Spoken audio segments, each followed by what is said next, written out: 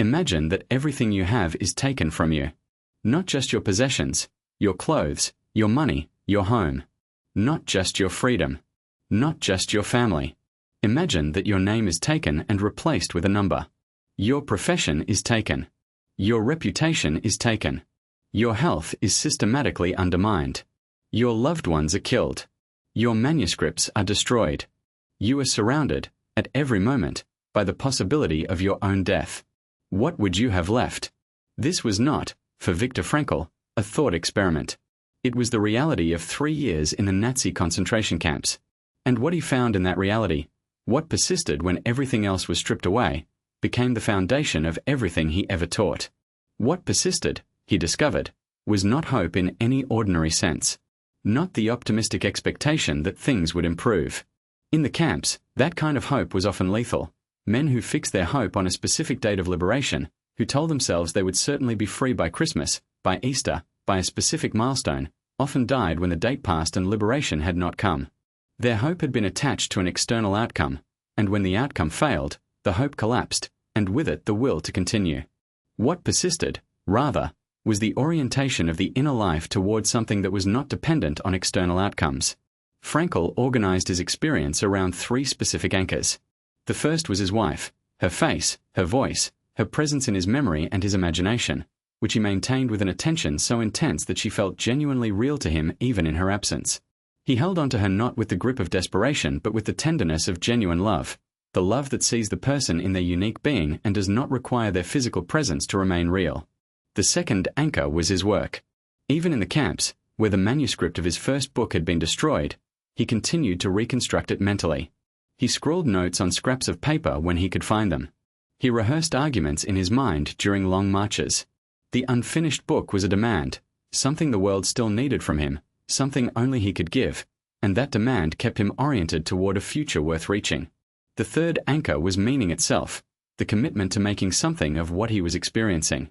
Frankl understood, fairly early in his imprisonment, that what he was living through was unprecedented testimony, a direct encounter with the extremity of human experience that, if he survived it, could teach the world something it desperately needed to know.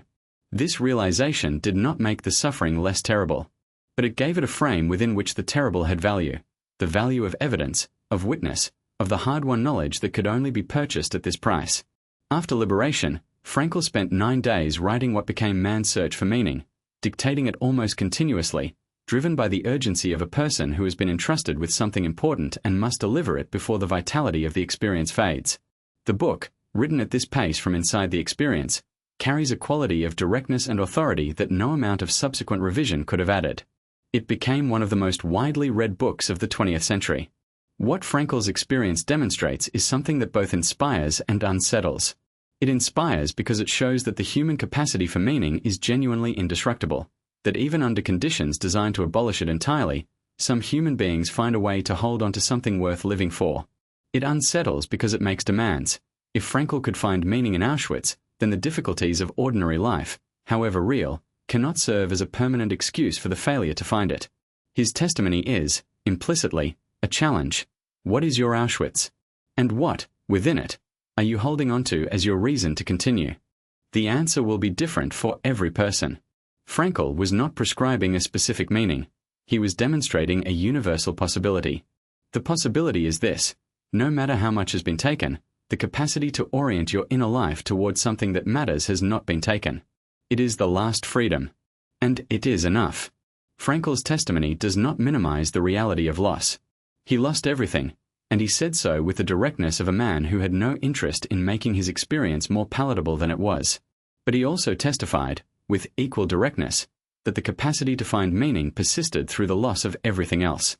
Not because meaning is invulnerable to circumstance, but because meaning is rooted in the one thing that cannot be taken, the inner life of the person who is seeking it.